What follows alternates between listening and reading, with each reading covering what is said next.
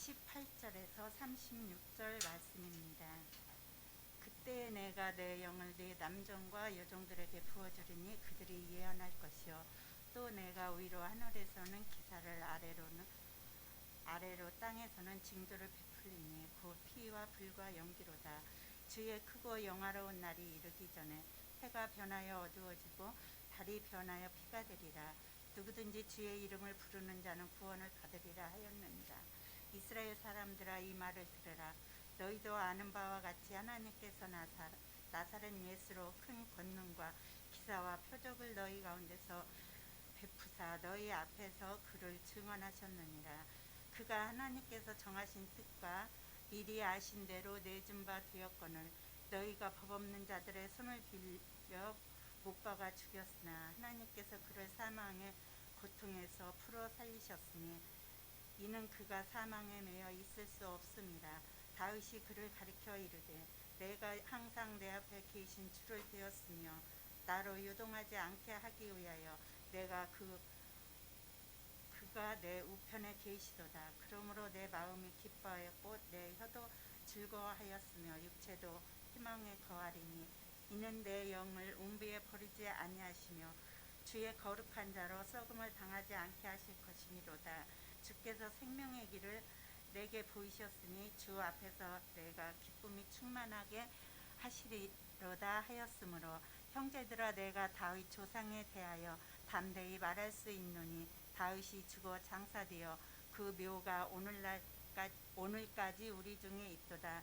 그는 선지자라. 하나님이 이미 맹세하사 그 자손 중에서 한 사람을 그 위에 앉게 하리라 하심을 알고 미리 본고로 그리스도 부활을 말하여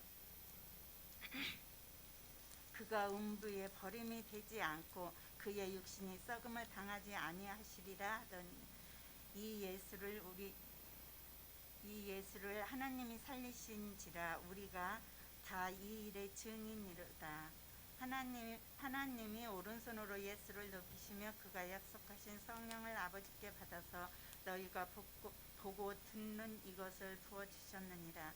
다윗은 하늘에 올라가지 못하였으나 친히 말하여 이르되 주께서 내 주에게 말씀하시기를 내가 네 원수로 네 발등이 되게 하기까지 너는 내 우편에 앉아 있으리라 하셨도다 하였으니 그런즉 이스라엘에 온 집은 확실히 알지니 너희가 십자가에 못 박은 이 예수를 하나님이 주와 그리스도가 되게 하셨느니라 하니라.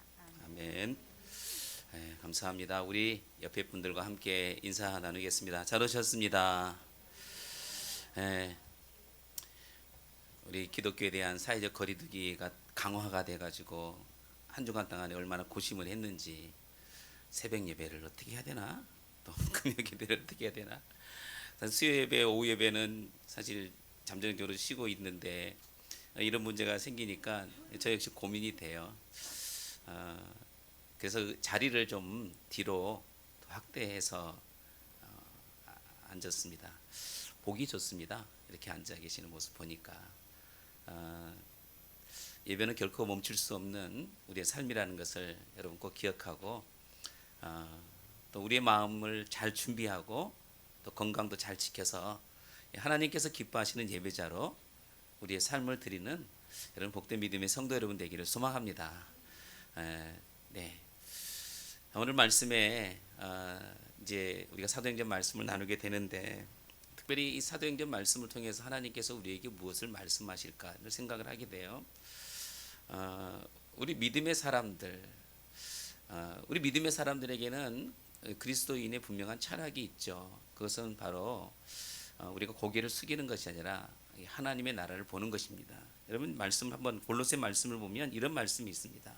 위의 것을 생각하고 땅의 것을 생각하지 말라. 이런 말씀이 있습니다. 우리가 바라보는 곳은 이 땅에 있는 것이 아니라는 것이죠. 위를 바라보라. 이렇게 성경은 말씀하고 있는 거죠. 왜 하나님께서 이렇게 위의 것을 생각하고 땅의 것을 생각하지 말라 이렇게 말씀하실까? 우리가 추구하고 있는 이 모든 것들은 결국은 위에서부터 내려온다는 것을 성경은 우리에게 말씀해주고 있어요. 세상에 정말 가치가 있고 보람이 있고 또 그만큼 신령한 이 모든 일들은 세상에서 썩어 없어질 곳에서 나오는 것이 아니라 결국은 하나님의 나라를 통해서 내려온다 이렇게 말씀합니다. 그렇기 때문에 이 위의 것을 생각하라 이렇게 말씀하시는 것은 결국은 이거예요. 우리의 삶의 초점을 어디에 맞추고 살아가느냐. 우리의 삶의 초점을 하나님의 나라에 두고 또 하나님께 두고 살아라 이렇게 말씀하고 있습니다. 왜냐하면 모든 우리의 추구하는 것들이 결국은 하나님께로부터 온다는 것이죠. 우리가 누리는 삶의 축복도 역시 하나님께로부터 온다는 것이에요. 여러분 성경에 보면 하나님께서 이스라엘 백성들 가운데 주셨던 만나도 결국 하나님께서 하늘로부터 내려오게 하셨습니다. 우리의 생명도 결국은 하나님의 나라를 통해서 우리에게 주셨다는 것을 성경은 우리에게 가르쳐주고 있어요. 그렇기 때문에 항상 우리는 위의 것을 우리가 생각하라. 성경이 말씀하시는 그 말씀대로 사는 거예요. 그래서 시편 말씀에 이런 말씀을 하고 있습니다. 내가 산을 향하여 눈을 들리라. 나의 도움이 어디서 올까? 나의 도움은 천지를 지으신 여호와에게로소로다. 할렐루야. 우리가 하나님의 나라를 바라보고 또 주님께만 초점을 맞추고 그렇게 살아간다면 여러분 우리는 항상 기쁨이 있고 충만함이 있고 또 하나님의 그 놀라운 역사를 경험하게 됩니다. 안 믿는 사람들은 어려움을 겪으면 그 어려움 속에 불평과 원망도 하고 뭐 자살도 하고 이런 일을 하지만 믿음의 사람들은 고난을 기쁘게 여기는 사람들이기 때문에 여러분 그 고난 속에서 또 다시 하나님의 나라를 보게 되는 것이죠. 그게 바로 우리에게 주신 하나님의 은혜라는 것을 여러분 꼭 기억하기를 소망합니다. 본문 말씀에 계속 이어서 말씀을 나누면 마가의 다락방에 임했던 하나님의 성령으로 말미암아 그 주변에 있는 많은 사람들이 저 사람들이 대낮부터 술에 취했다 이렇게 이 비아냥거리면서 그렇게 사람들에게 손가락질을 했어요.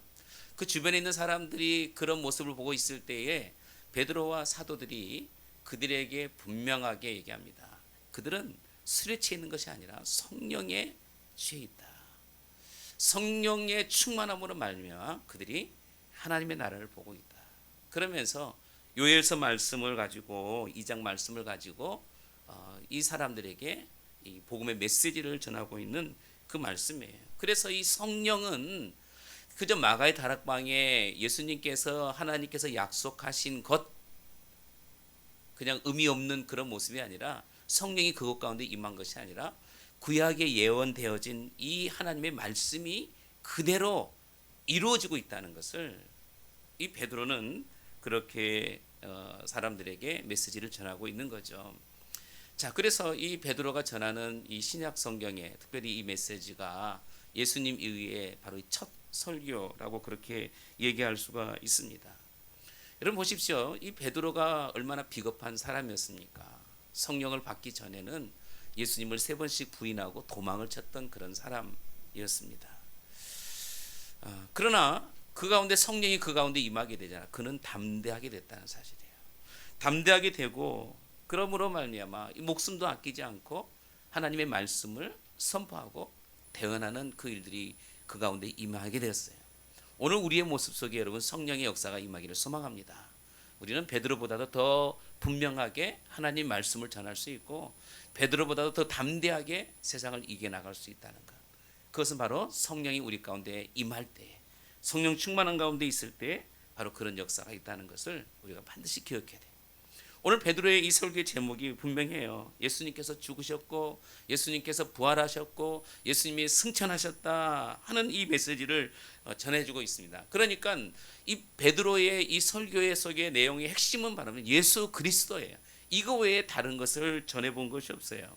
그래서 이 구약에 있는 이 시편 말씀을 인용해서 예수님의 생애 속에 구약에 예언되어진 말씀, 다윗을 통해서 예언되어진 이 말씀을 이 유대인들에게 이미 구약 성경에 박식한 유대인들에게 그렇게 전하고 있는 것입니다.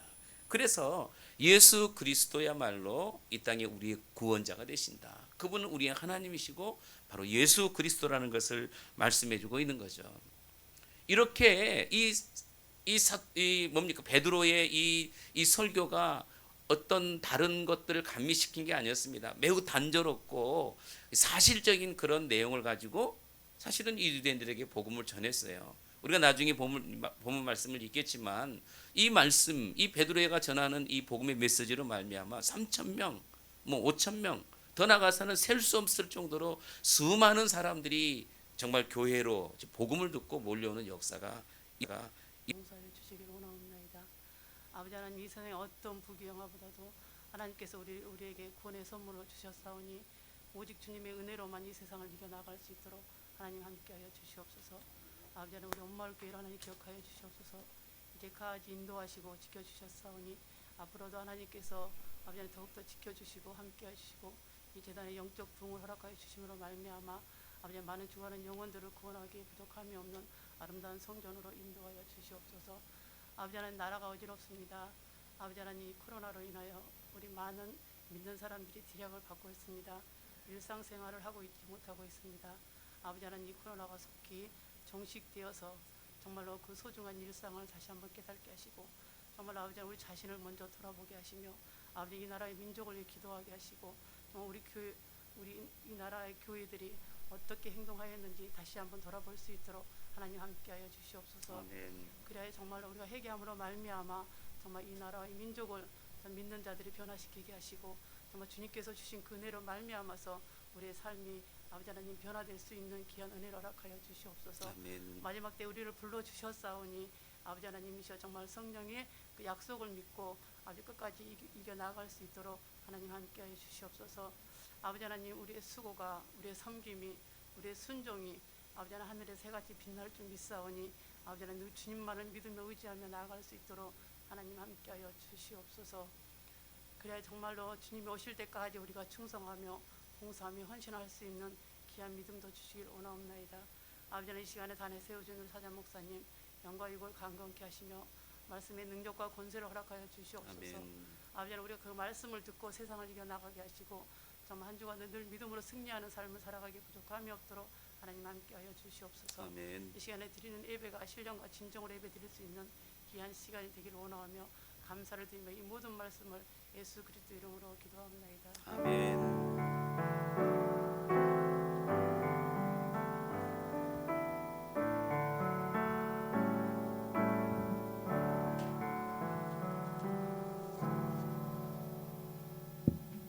오늘 은혜 받을 말씀은 사도행전 2장 18절에서 36절 말씀입니다.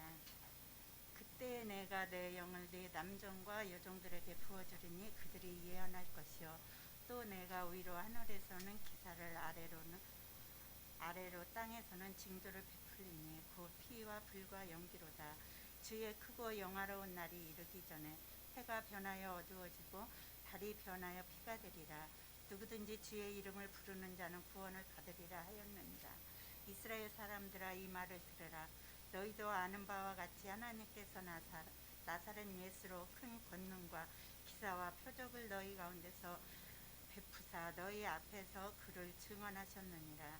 그가 하나님께서 정하신 뜻과 미리 아신 대로 내준 바 되었거늘 너희가 법 없는 자들의 손을 빌려 못 박아 죽였으나 하나님께서 그를 사망의 고통에서 풀어 살리셨으니 이는 그가 사망에 매여 있을 수 없음이라. 다윗이 그를 가리켜 이르되 내가 항상 내 앞에 계신 주를 되었으며 나로 요동하지 않게 하기 위하여 내가 그가 내 우편에 계시도다. 그러므로 내 마음이 기뻐하였고 내 혀도 즐거워하였으며 육체도 희망에 거하리니 이는 내 영을 운비에 버리지 아니하시며 주의 거룩한 자로 썩음을 당하지 않게 하실 것이미로다.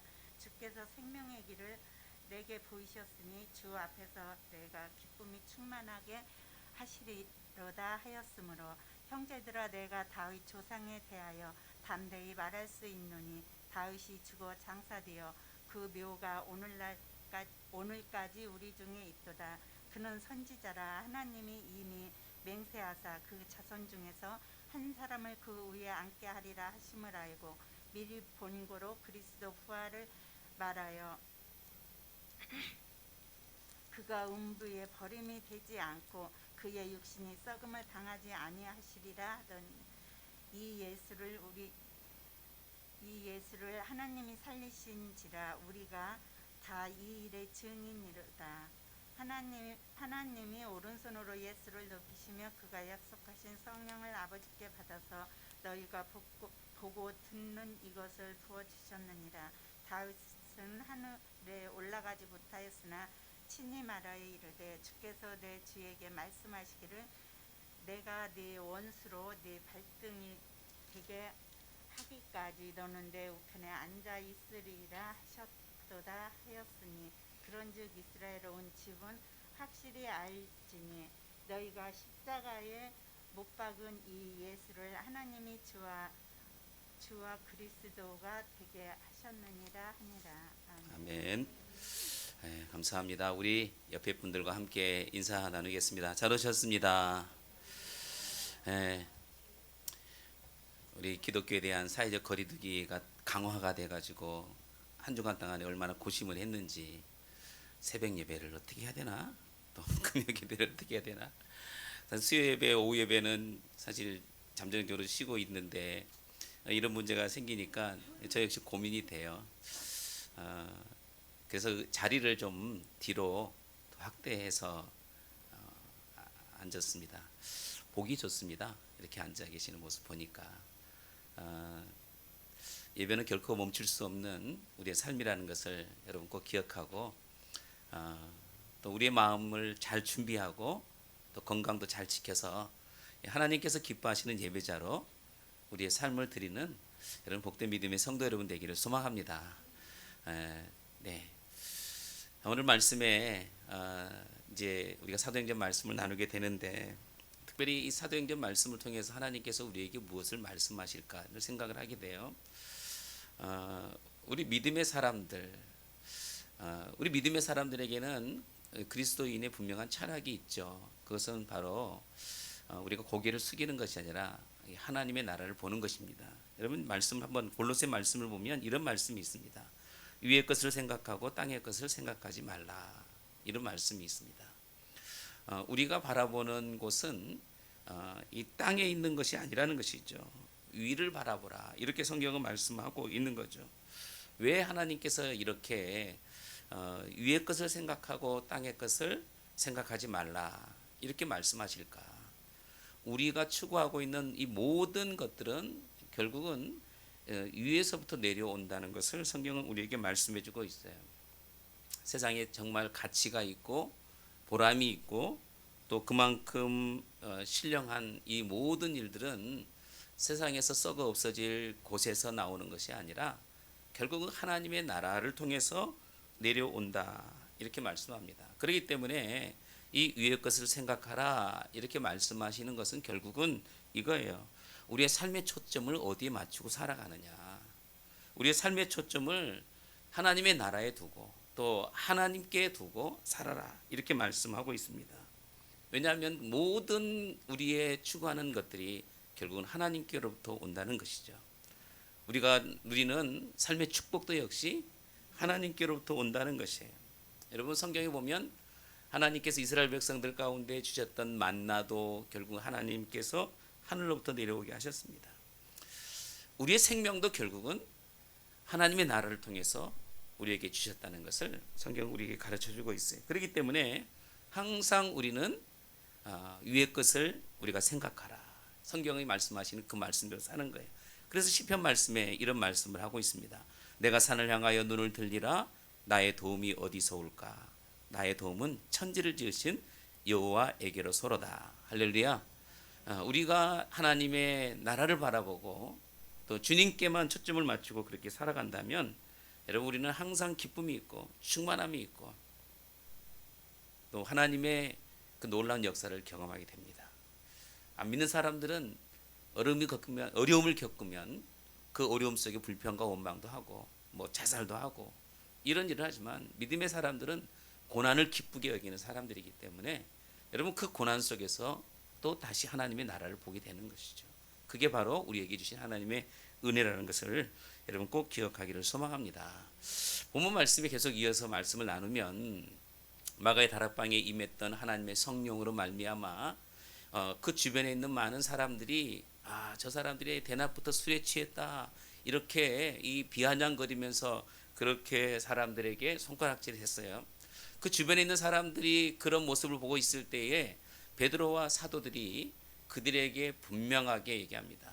그들은 술에 취해 있는 것이 아니라 성령에 취해 있다. 성령의 충만함으로 말미암아 그들이 하나님의 나라를 보고 있다. 그러면서 요엘서 말씀을 가지고 2장 말씀을 가지고 이 사람들에게 이 복음의 메시지를 전하고 있는 그 말씀이에요. 그래서 이 성령은 그저 마가의 다락방에 예수님께서 하나님께서 약속하신 것 그냥 의미 없는 그런 모습이 아니라 성령이 그것 가운데 임한 것이 아니라 구약에 예언되어진 이 하나님의 말씀이 그대로 이루어지고 있다는 것을 이 베드로는 그렇게 사람들에게 메시지를 전하고 있는 거죠. 자, 그래서 이 베드로가 전하는 이 신약 성경에 특별히 이 메시지가 예수님 이후에 바로 이 첫 설교라고 그렇게 얘기할 수가 있습니다. 여러분 보십시오. 이 베드로가 얼마나 비겁한 사람이었습니까? 성령을 받기 전에는 예수님을 3번씩 부인하고 도망을 쳤던 그런 사람이었습니다. 그러나 그 가운데 성령이 그 가운데 임하게 되잖아. 그는 담대하게 됐다는 사실이에요. 담대하게 되고 그러므로 말미암아 목숨도 아끼지 않고 하나님의 말씀을 선포하고 대언하는 그 일들이 그 가운데 임하게 되었어요.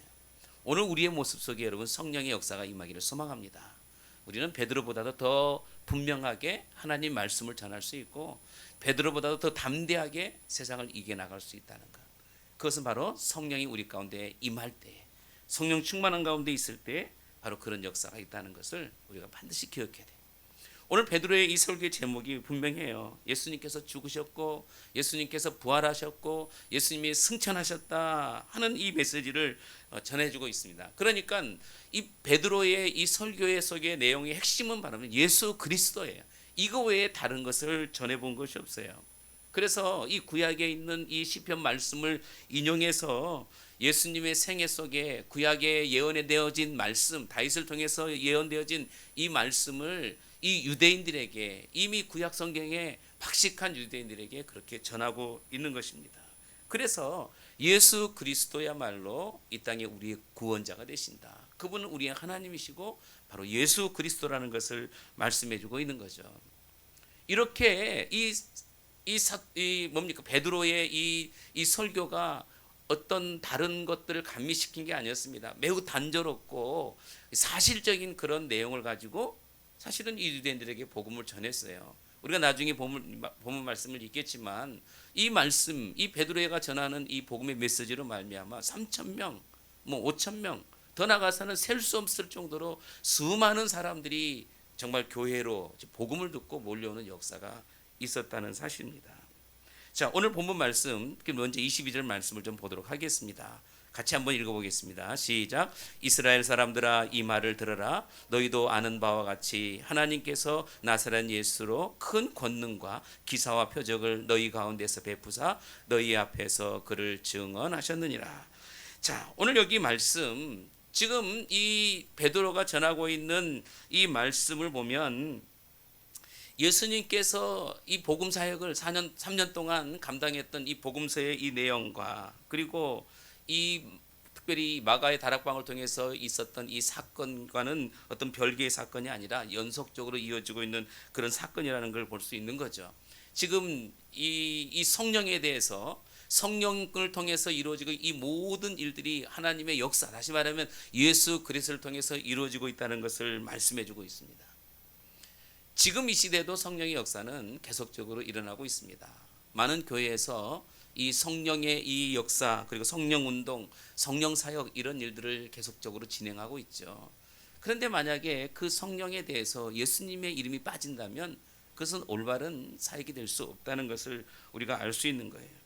오늘 여기 지금 베드로가 전하고 있는 이 메시지 속에 특별히 이스라엘 백성들을 통해서 전하고 있는 이 메시지 속에는 바로 이 성령의 운동과 역사는 결국은 예수님을 높이는 것이고 예수님을 영화롭게 하는 것이지 우리의 삶을 윤택하기 위한 그런 모습은 아니라는 것입니다. 그래서 오늘 여기 22절 말씀에 이스라엘 사람들아 이 말을 들으라 이렇게 말씀해요. 14절 말씀에도 내 말에 귀를 기울이라 이렇게 말씀합니다. 말씀을 들으라는 거예요. 여러분, 설교는 듣는 거죠. 구경하는 것이 아닙니다. 하나님 말씀을 들어야지 그 말씀을 통해서 말씀의 메시지가 뭔지를 우리가 이해하게 되는 것이고, 또 듣게 되는 그 순간에 하나님의 은혜가 우리 가운데 찾아오는 것이고, 말씀을 들어야지만이 믿음이 자라고 믿음이 생기는 것이고, 또 말씀을 들어야지만이 우리가 또 결단도 하고 그 삶을 그렇게 이어나가는 거죠. 그러니까 오늘 우리가 하나님 말씀을 듣고 우리가 묵상하는 것이 중요합니다. 이스라엘 백성들에게 베드로가 하나님의 말씀에 대해서 들으라 이렇게 선포되어진 것처럼 여러분도 하나님 말씀을 듣고 변화의 은혜가 있는 놀라운 역사가 있기를 소망합니다. 자, 그래서 이 베드로는 몇 가지 핵심을 지금 이스라엘 백성들 가운데 전하고 있다는 사실이에요. 이 복음의 핵심이 뭐냐? 오늘 본문 말씀에 이 복음의 핵심 22절 말씀을 보니까 바로 이 예수 그리스도에 대해서 분명하게 지금 이 선포를 하고 있는 것입니다. 지금 여기 이스라엘아 들어라 그랬습니다. 지금 그곳에 모여 있는 사람들이 누구입니까? 지금 사실 마가의 다락방에 모여 있는 수많은 민족들, 다시 말하면 그 주변에 흩어져 있는 이 디아스포라의 사람들, 이런 사람들이 다 와서 이 명절에 모여서 있을 때에 사람들이 많이 모여 있는 거예요.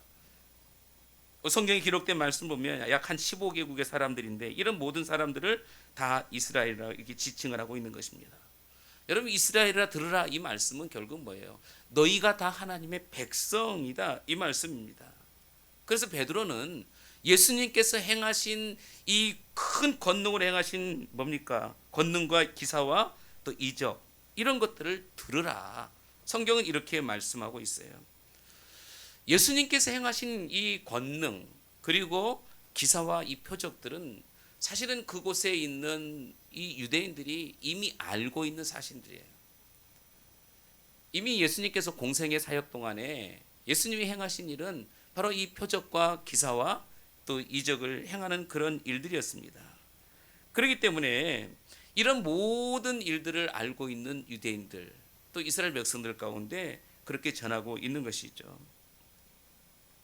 예수님의 공생의 사역은 다른 어떤 거에 관심을 두는 것이 아니었습니다. 바로 이렇게 큰 권능을 행하고 기사를 행하고 표적을 행함으로 인해서 그 사역을 행했다는 사실이에요. 이것을 베드로가 이렇게 얘기한, 너희가 익히 알고 있다. 너희가 익히 보았다. 예수님께서 행하신 그 기적을 너희 가운데 행하신 베풀어 주신 그 기적을 너희가 이미 목격했고 경험했다. 이렇게 지금 얘기하고 있습니다. 그러니까 베드로는요, 지금 이 유대인들 앞에서 메시지를 전할 때에 그들이 알고 있는 지식, 이 기준으로 지금 이렇게 복음을 전하고 있어요. 여러분, 당시의 유대인들, 예수님 당시의 유대인들이 예수님께서 행하신 어떤 기사와 표적과 어떤 이런 것들을 부인하지 않았어요. 그것을 인정했어요. 그런데 그것을 예수님께서 정말 그 권능으로 행하신 것으로 그렇게 보지 않았다는 거예요. 성경이 어떻게 말씀하냐면 마태복음 9장 34절 말씀에 보면 이런 말씀합니다. 바리새인들은 이르되 그가 귀신의 왕을 의지하여 귀신을 쫓아낸다. 예수님께서 복음의 이 사역을 전하는 동안 또 그렇게 기사와 이적을 베푸는 동안에 주변에 있는 이 바리새인들은 이 귀신에 의해서 이렇게 행하고 있다. 다시 말하면 이 바알세불에 힘입어서 예수님은 그렇게 행하고 있다. 이렇게 얘기를 하고 있습니다. 그러나 베드로는 지금 예수님께서 행하신 이 표적과 기사와 이적들은 결국은 예수님 자신이 메시아라는 것을 분명하게 그렇게 증명하고 있어요. 이분이야말로 진정한 메시아다. 이분이야말로 우리를 구원하신 구원자다. 이렇게 말씀합니다. 유대인들은 알았다 그랬어요. 너희들이 익히 알고 있다 그랬습니다. 알지만은 믿지 않아요. 알지만 믿지 않는 그런 유대인들에게 그렇게 선포하고 있어요. 우리가 알고 있으면서 믿지 않는다면 여러분 어떻게 되겠습니까? 알고 있으면서 믿지 않는 것과 우리가 믿으면서 끝까지 그렇게 살아가는 것은 천지차이죠. 교회를 나오면서도 알고 있으면서도 그것을 받아들이지 못하고 있는 것. 그러나 하나님의 말씀을 내가 믿고 그 말씀대로 순종하면 하나님의 역사는 우리 가운데 반드시 일어난다는 것을 말씀해 주고 있어요. 오늘 이 베드로가 얘기하고 있는 이 뭡니까? 복음의 핵심, 그것은 바로 예수 그리스도였습니다. 예수님은 우리가 기쁜 소식, 복음이에요. 복된 소식. 바로 그 소식을 그렇게 전하고 있는 것이죠. 저는 베드로처럼 오늘 우리가 이 성령의 은혜를 경험함으로 말미암아 담대하게 복음을 그렇게 전하고 성령 역사를 이루어가는 그런 믿음의 성도가 되기를 소원합니다. 사도행전 8장 말씀에 보면 이 스데반 그 집사님의 순교 이후에 많은 이 제자들이 핍박에 의해서 흩어지게 됩니다. 특별히 빌립이 유대 땅에 가서 복음을 전하는데 그 복음을 전하고 있는 동안에 마침 그곳을 지나는 에디오피아 내시가 있었어요. 여러분, 그 에디오피아 내시는 이 절기에 예루살렘에서 제사를 지내고 돌아가는 길에 하나님의 말씀인 이사야서 말씀을 그가 읽고 있었어요. 그런데 이사야 53장에 있는 이 말씀을 읽고 있지만 그 내용이 무슨 내용인지를 전혀 알지를 못했습니다.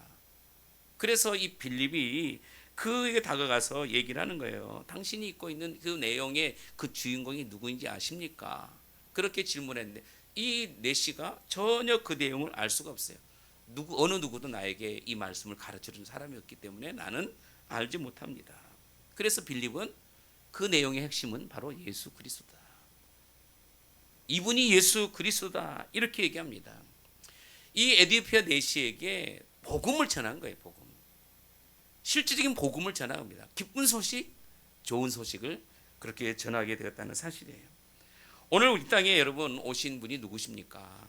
바로 예수 그리스도라는 것을 바로 이 사도행전 2장에 있는 말씀을 통해서 얘기해 주셨어요. 그 증거로 뭐냐?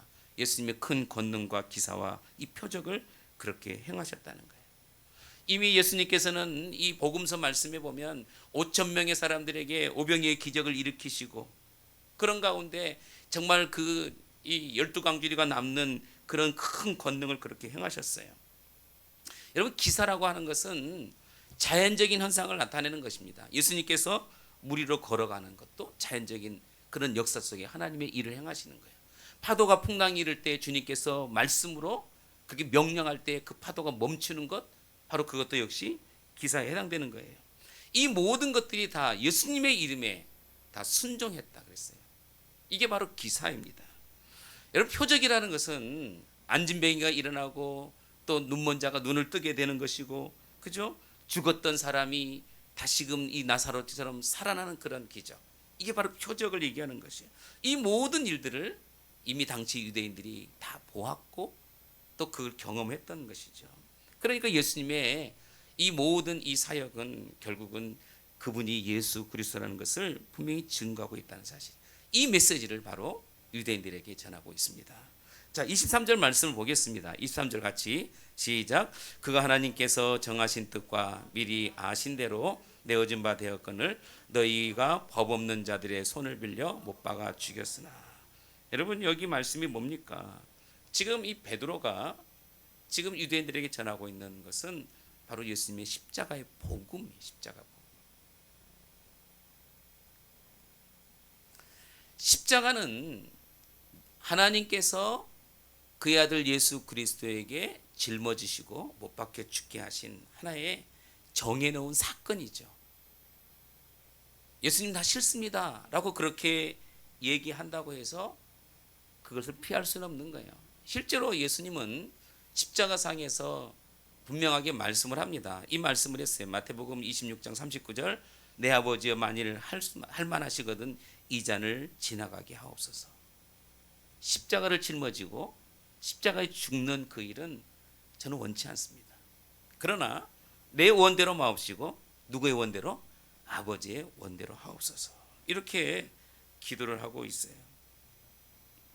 예수님이 이 땅에 오신 것은 바로 이 십자가를 짊어지시기 위해서 이 땅에 오셨어요. 이것이 바로 하나님께서 정하신 바로 그 뜻이고 구원의 계획이라는 것입니다.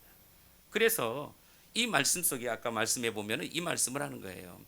미리 아는 대로 미리 아신 대로 내어진 바 되었거늘. 하나님의 정한 뜻 그리고 미리 아신 대로 내어진 바 된 그런 사건이다. 그런데 너희가 법 없는 자들의 손을 빌려서 못 박아 죽게 했다. 유대인들이 뭡니까?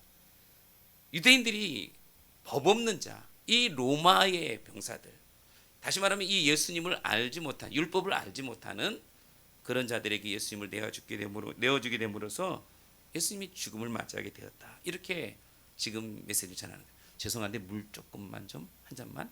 네. 워낙에 찬양하시느라고 물을 잊어버렸어요. 제가 좀 목이 갈증이. 네.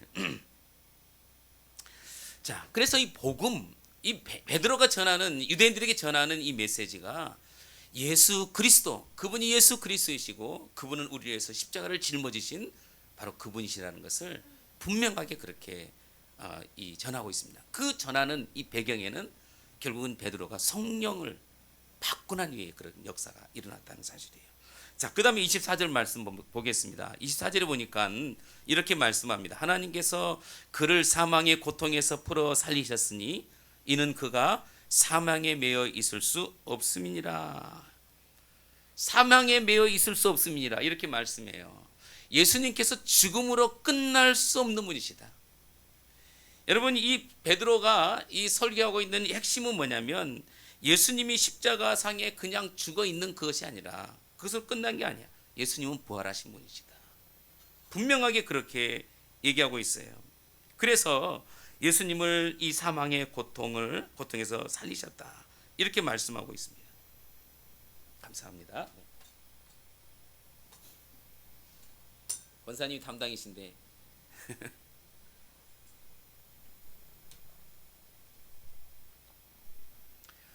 여러분, 이 예수님은, 오늘 우리 예수님은 결코 죽음으로 끝나신 분이 아니십니다.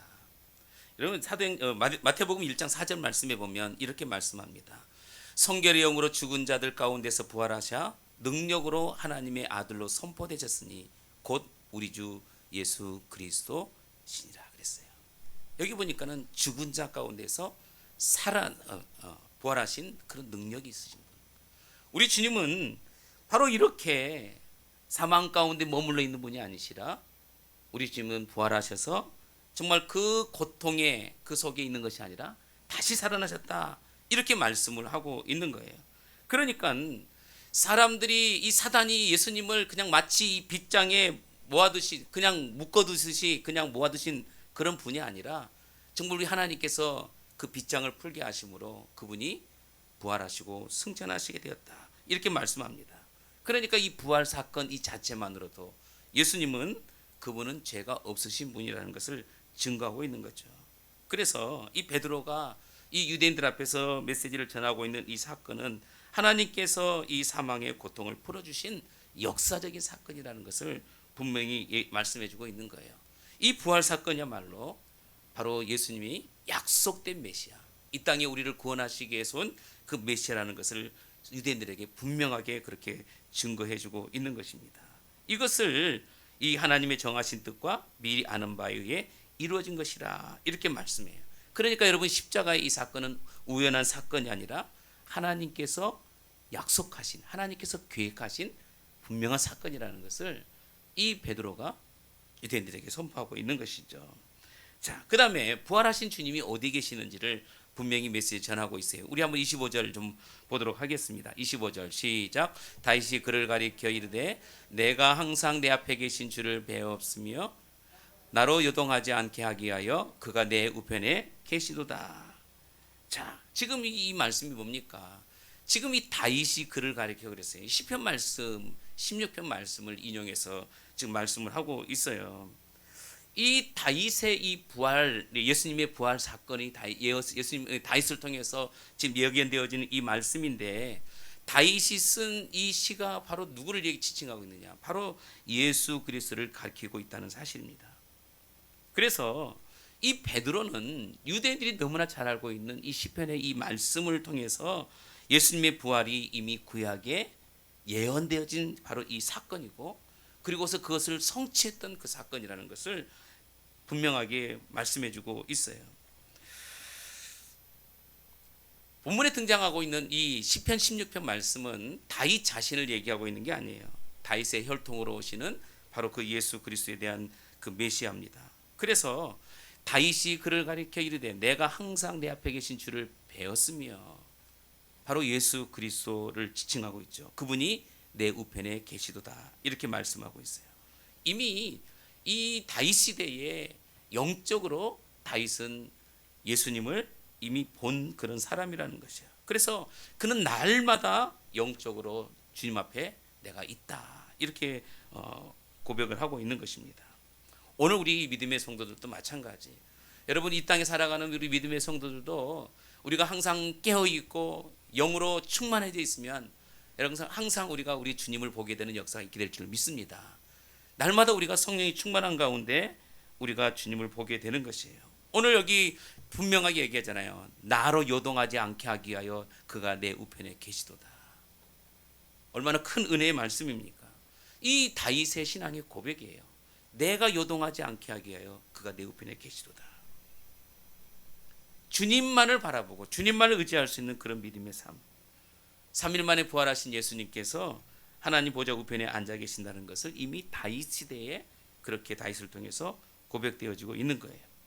오늘 또 26절 말씀 보니까 이렇게 얘기합니다. 그러므로 내 마음이 기뻐하였고 내 혀도 즐거워하였으며 육체도 희망에 거하나니 그랬어요.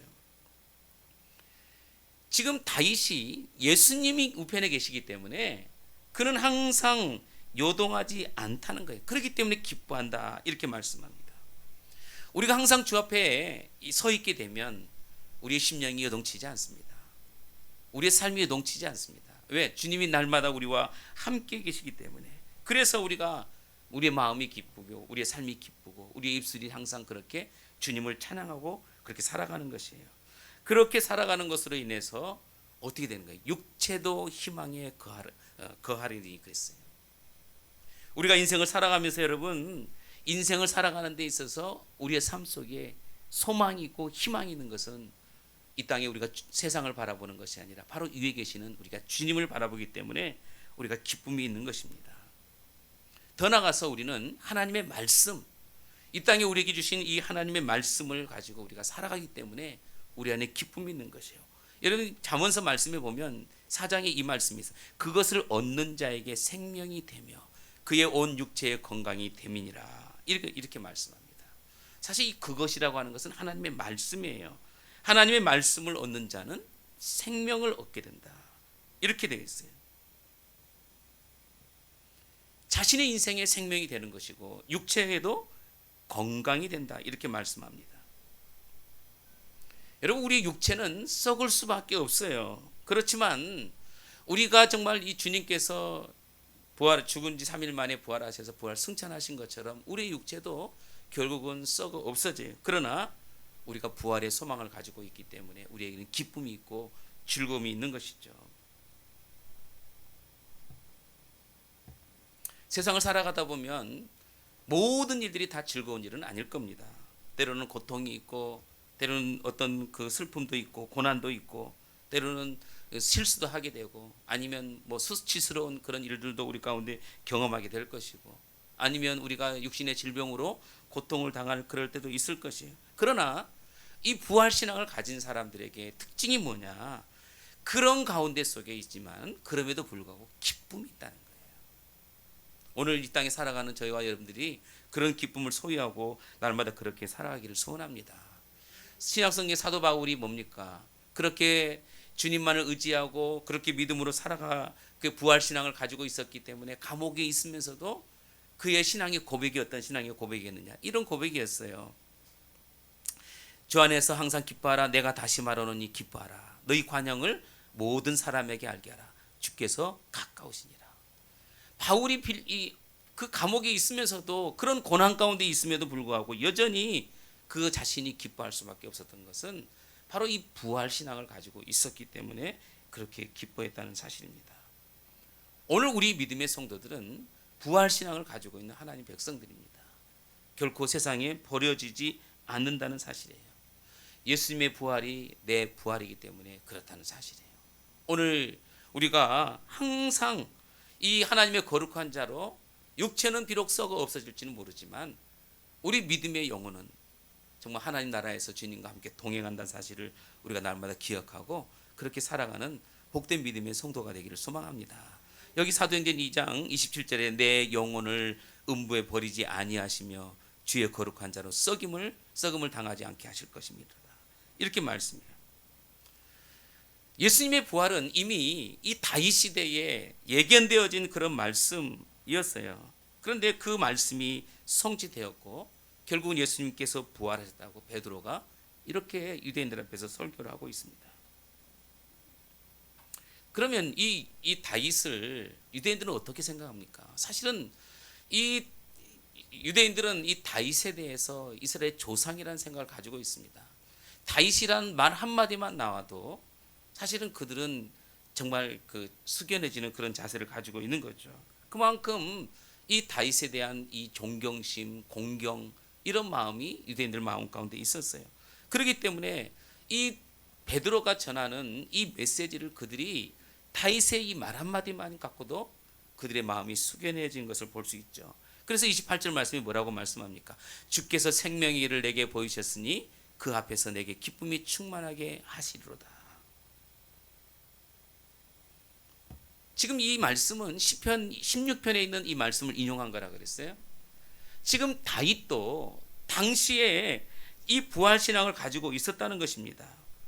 주께서 부활의 생명을 내게 주셨기 때문에, 영생의 길을 내게 주셨기 때문에 내가 기쁨으로 충만하다, 이렇게 말씀해요. 오늘 이 시대에 우리가 이 생명의 길, 이 정말 그 길을 발견하는 믿음의 성도들에게는 여러분 기쁨이 충만할 수밖에 없는 겁니다. 이 자리에 앉아 있는 저와 여러분 가운데도 그런 충만한 은혜가 있기를 소망합니다. 아무리 우리가 오래 살아도 여러분 기쁨이 없죠. 그러나 주님에 대한 소망, 산 소망을 가지고 있는 사람들에게는 소망이 있는 거예요. 세상을 바라보는 사람들은 아무리 오래 살아도 절망이지만 우리는 소망이 있다는 거예요. 우리가 가야 될 곳이 있다는 것입니다. 요한복음 말씀에 분명히 말씀하고 있어요. 요한복음 11장 25절 말씀에 나는 부활이요 생명이니 나를 믿는 자는 죽어도 살겠고 살아서 믿는 자는 난 영원히 죽지 아니하리라. 우리는 이미 부활신앙을 가지고 있는 그런 믿음의 성도들입니다. 그렇기 때문에 하나님께서 우리에게 약속하신 그 약속을 믿는 하나님 백성들에게는 여러분 기쁨이 있고 또 충만할 수밖에 없는 것입니다. 그래서 이 사도 바울이 이 베드로가 분명하게 이런 얘기를 합니다. 형제들아 내가 조상 다윗에 대해 담대히 말할 수 있다, 이렇게 얘기해요. 다윗도 이미 부활신앙을 가졌고 베드로 역시 그렇게 부활신앙을 가지고 있었고 예수님도 그렇게 부활의 증거로 말씀해주고 있기 때문에 담대하게 내가 그렇게 전할 수 있다 그랬어요. 아까 22절 말씀에는 이런 말씀이에요. 이스라엘아 들으라, 이렇게 얘기했어요. 그런데 오늘 본문 여러분 29절 말씀 뭡니까? 이렇게 얘기합니다. 형제들아. 이스라엘에서 형제로 바뀌게 되는 거예요.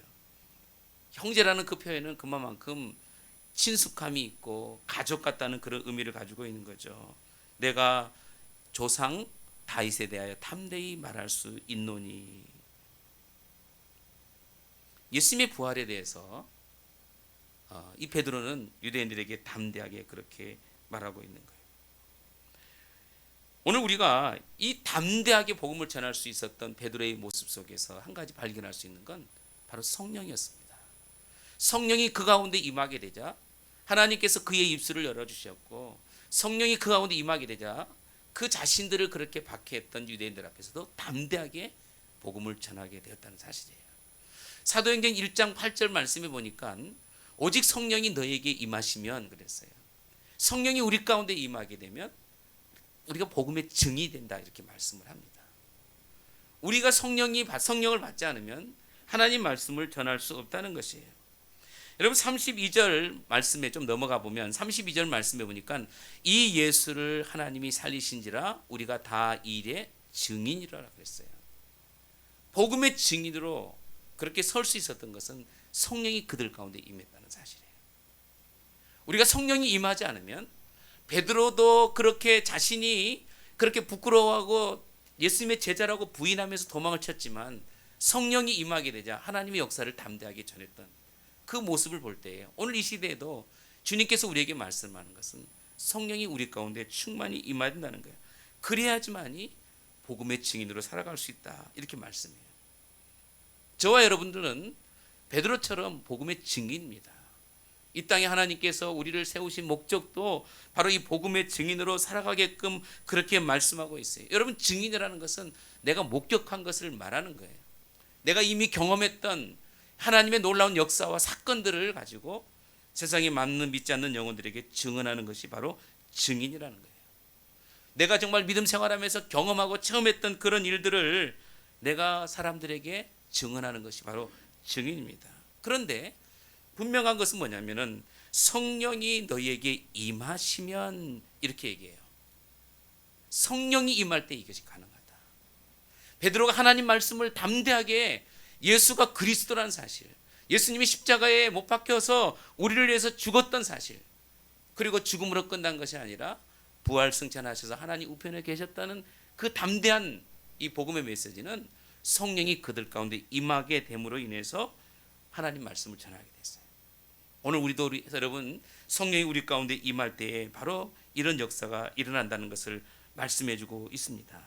그러면서 여러분, 오늘 이 베드로가 무슨 얘기를 하느냐, 이 36절 말씀에 자신의 얘기에 결론적인 얘기를 하고 있어요. 한번 말씀을 좀 볼게요. 같이 읽겠습니다. 시작. 그런즉 이스라엘 온 집은 확실히 알지니 너희가 십자가에 못 박은 이 예수를 하나님이 주와 그리스도가 되게 하셨느니라 하니라. 십자가에 못 박힌 너희가 바로 그 예수를 죽였다, 이렇게 얘기합니다. 그분이 바로 우리 하나님이시고 그리스도가 되신다. 그런데 오늘 본문에 읽진 않았지만 여러분, 37절 말씀에 어떤 말씀을 하고 있느냐, 이 말씀을 하고 있습니다. 그들이 이 말을 듣고 마음에 찔려, 그랬어요. 마음에 찔려. 베드로가 전하는 이 메시지는 아주 어떤 다른 특별한 그런 메시지가 아니었어요. 있는 사실 그대로 자신이 경험했던 바로 그 메시지를 유대인들에게 전하게 되죠. 그 말씀을 들었던 그 유대인들이 마음에 찔려, 이렇게 얘기해요. 한번 말씀 볼까요? 같이 읽어보겠습니다. 시작. 그들이 이 말을 듣고 마음에 찔려 베드로와 다른 사도들에게 물어 이르되 형제들아 우리가 어찌할꼬 하거늘. 그랬어요.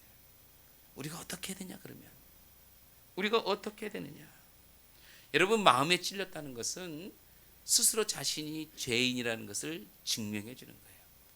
야, 나 때문에 예수님이 십자가에 죽으셨구나. 자신이 내가 그렇게 해서는 안 될 일을 했다는 것을 그렇게 깨닫게 했다는 것입니다. 여러분, 하나님의 말씀은 그만큼 성령의 역사가 있는 겁니다. 베드로가 전한 말씀은 세상의 어떤 다른 사설을 얘기하는 것이 아니라 하나님의 말씀, 있었던 그 사건을 그대로 증언해 준 바로 그 사건이었어요. 이것으로 인해서 유대인들이 자신의 마음이 찔려서 우리가 그럼 어떻게 해야 되느냐, 이렇게 지금 얘기를 하고 있어요. 여러분, 말씀은 하나님의 능력이 있습니다. 말씀은 하나님의 역사가 있어요. 히브리서 4장 말씀해 보니까 하나님의 말씀은 살아있고 활력이 있어 좌우의 날서는 어떤 것보다 예리하다. 영과 혼과 및 관절과 골수를 찔러 쪼개기까지 하며 그 마음의 생각과 뜻을 판단한다 그랬습니다. 아무리 굳은 마음을 가지고 나는 절대로 예수님을 믿을 수 없다라고 그렇게 부정하는 그런 사람도 하나님 말씀 안에서는 그가 바뀌어진다는 거예요. 복음의 메시지만 그들에게 전해지게 된다면 바뀌어진다는 겁니다. 지금 베드로는 다른 어떤 말씀을 전하는 것이 아니라 예수가 그리스도라는 것, 그분이 나를 위해서 십자가를 짊어지셨고 그분은 죽으신 지 3일 만에 부활 승천하셨다는 이 핵심적인 말씀만을 전했어요. 그 말씀에 유대인들이 내가 어떻게 해야 되느냐, 이것으로 인해서 그들이 회개를 하고 3,000명의 사람들이 세례를 받고 5,000명의 사람들이 세례를 받고 또 셀 수 없는 그런 사람들이 회개하고 주님께 돌아오게 되었다는 사실이에요. 오늘 여러분, 우리는 바로 이 복음의 핵심인 이 말씀을 우리가 마음에 새게 됩니다. 그리고 우리도 바로 이 베드로처럼 성령이 충만한 가운데 하나님의 역사인 이 복음을 우리가 전해야 되는 거예요. 우리의 삶의 현장에서 또 우리의 각자의 현장에서 하나님께서 우리에게 주시는 메시지를 통해서 우리가 담대하게 예수는 그리스도라는 것, 예수님은 나를 위해서 죽으셨다는 것, 그리고 그분은 3일 만에 다시 살아나셔서 하나님 보좌 우편에 계신다는 이 놀라운 사건들을 우리가 세상 만민들에게 전하게 되는 것, 이것이 하나님께서 오늘 우리에게 주시는 말씀이고 메시지입니다. 여러분 담대하게 주님의 복음을 전하기 위해서 성령을 우리 가운데 사모하는 그런 은혜가 있기를 소망합니다. 성령이 우리 가운데 임하게 되면 우리는 우리 자신도 모르게 놀라운 역사를 경험하게 하실 것이고 또 이루게 하실 것입니다. 그 은혜를 저와 여러분들이 함께 나누는 복된 믿음의 성도 여러분들이 다 되어지기를 소망합니다. 기도합니다. 하나님, 주의 은혜 가운데 오늘도 변함없이 하나님 저희들을 하나님 전으로 불러주시고 담대하게 하나님 아버지, 예수는 그리스도시요 또 예수님은 나를 위해 십자가에 죽으신 분이시요 부활 승천하셔서 하나님 보좌 우편에 계신 그분이란 사실을 하나님 베드로를 통해서 그렇게 증거했던 것처럼 오늘 우리도 담대하게 그리스도의 복음을 전하는 하나님의 거룩한 백성들 되게 하여 주시옵소서. 아버지 하나님, 이 땅에 살아가는 동안 우리가 하나님 아버지 성령으로 말미암아 또 성령의 이끌림 속에 살아가는 복된 믿음의 성도가 되기를 소원합니다. 우리 모든 믿음의 성도들 한 사람 한 사람 주의 말씀에 이끌려서 하나님 믿음으로 살아가는 하나님의 거룩한 자녀들 다 되도록 주님 인도하여 주옵소서. 예수님의 이름으로 기도드립니다. 아멘. 우리 찬양, 주님의 성령이 찬양 드리면서 예물 드리겠습니다.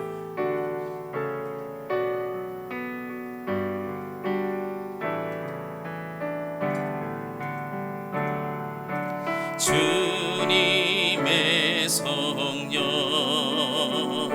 지금 이곳에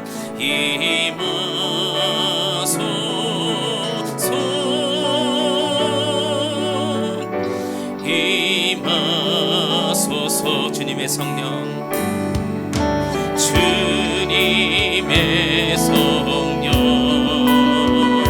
지금 이곳에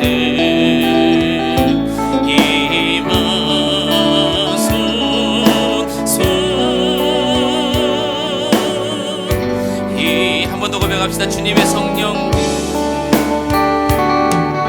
주님의 성령 지금 이곳에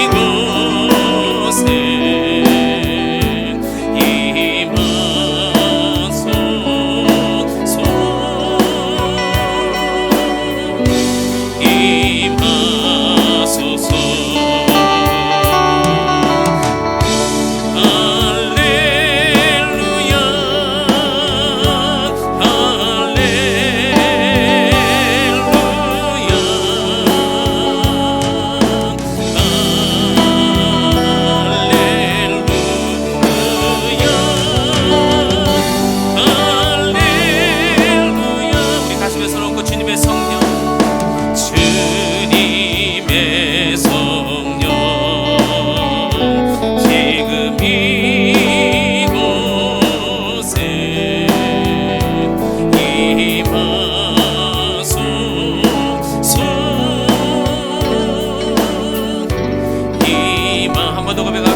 주님의 성령, 주님의 성령 지금 이곳에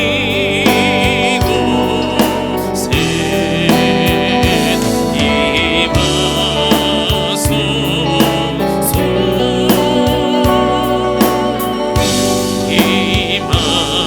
임하소서. 할렐루야.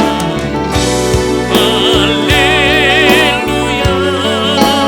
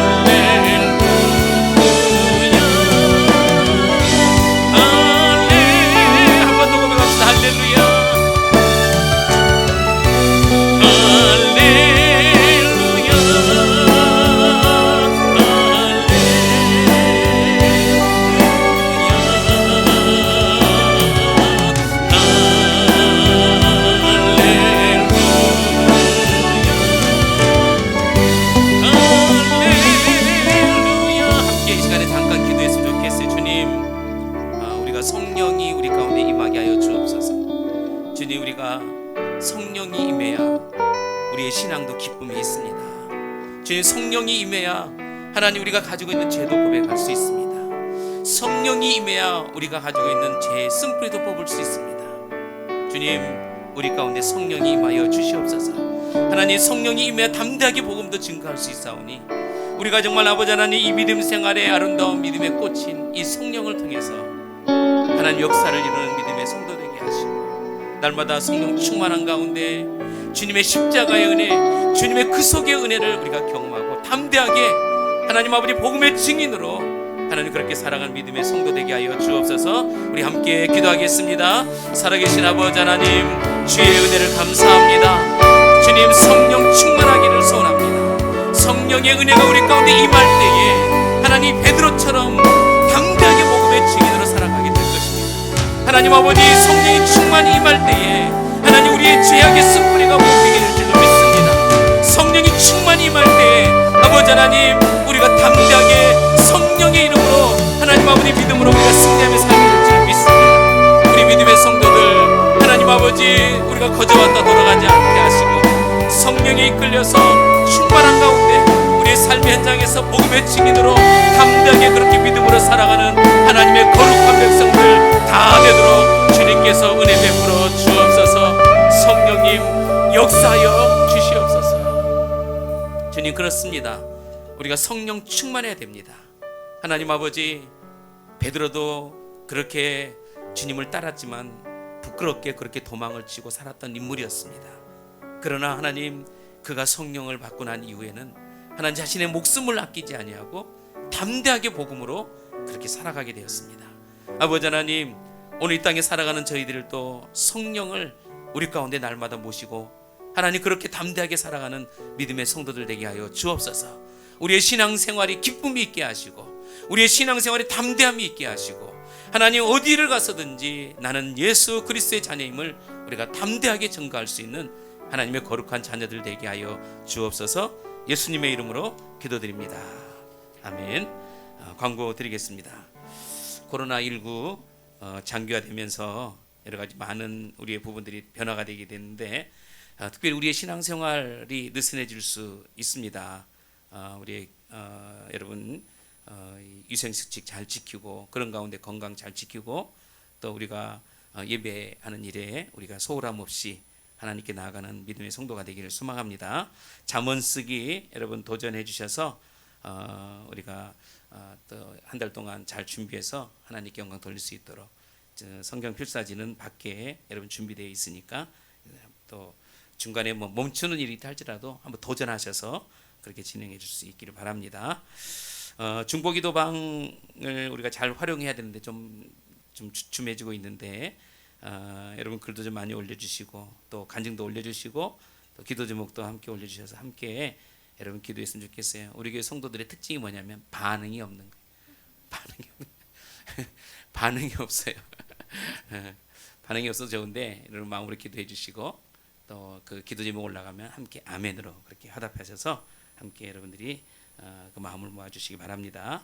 네, 우리 옆에 분들과 인사 나누도록 하겠습니다. 사랑합니다. 네, 축복합니다. 여러분 또 한 주간도 승리하시고 또 여러분 가정에서나 삶의 현장에서 기쁨으로 또 살아갈 수 있는 믿음의 성도 여러분 되기를 소망합니다. 우리 다 같이 일어나셔서 우리 함께 찬양 드리시고 또 축도 예배 폐한 후에 집에 들어가서 맛있는 식사 하도록 하겠습니다.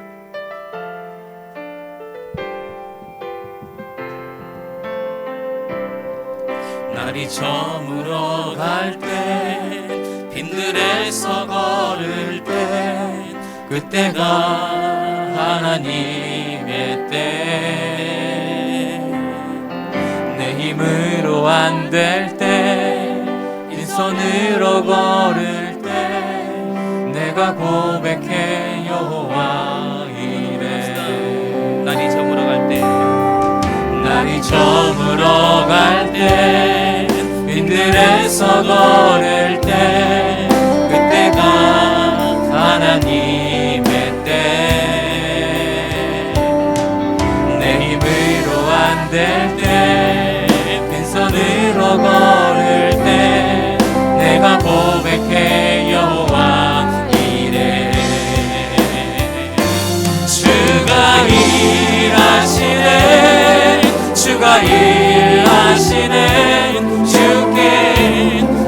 아끼지 않는 자에게 주가 일하시네 주가 일하시네 신뢰하며 걷는 자에게 우리 모인 이곳에 주님 함께 계시네 누리네 아버지 은혜 적은 떡과 물고기 내 모든 걸 드릴 때 모두 고백해 여호와 이래 주가 일하시네 주가 일하시네 주가 일하시네 주께 아끼지 않는 자에게 주가 일하시네 주가 일하시네 신뢰하며 어려운 뜻을 한번 찾아갑시다 주가 일하시네 주가 일하시네 주가 일하시네 주께 아끼지 않는 자에게 주가 일하시네 주가 일하시네 신뢰하며 얻는 자에게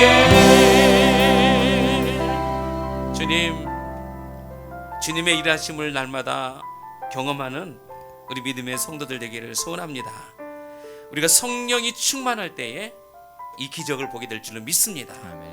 하나님 베드로가 담대하게 복음을 전했던 것처럼 오늘 우리에게도 성령 충만한 가운데 복음의 증인으로 살아가는 저희들 다 되도록 은혜 베풀어 주옵소서.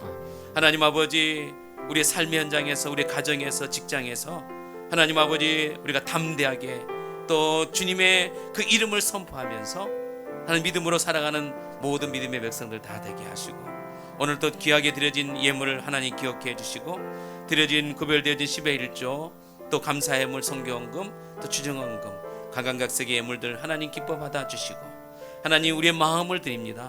하나님 정성을 다해 드립니다. 주님 기뻐 받아 주시고 하늘의 신령한 복으로 하나님 이들을 축복해 주옵소서. 또 우리의 가정 안에 우리 모든 믿음의 성도들과 또 하나님 아버지 또 자녀들의 이르기까지 하나님의 말씀으로 늘 이 어려운 시대를 잘 이겨나가게 하시고 또 코로나19로 인해서 고난받는 일이 없도록 하나님께서 그들 가운데 함께 해주시고 하나님 속히 하나님 이 백신도 개발되어져서 우리가 자유롭게 하나님을 찬양하고 예배하며 또 하나님 세상을 살아가는데 어려움 당하지 않도록 하나님께서 은혜를 베풀어 주옵소서. 이제는 우리 주 예수 그리스도의 은혜와 하나님 아버지의 지극하신 사랑하심과 성령님의 내주교통 충만 역사하심이 오늘 또 하나님의 복음을 들고 담대하게 성령의 역사를 이루며 살아가기를 우리 믿음의 성도들 머리 위에 그리고 이곳에 함께 예배하며 또 찬양으로 하나님께 영광 드렸던 우리 찬양단 머리 위에 또 우리 모든 예배원들 머리에 또 우리 가족의 믿음의 권속들 또 함께 가정에서 예배하는 믿음의 권속들 머리에 그들의 사업장 위에 이제부터 영원토록 함께 계실지어다. 아멘.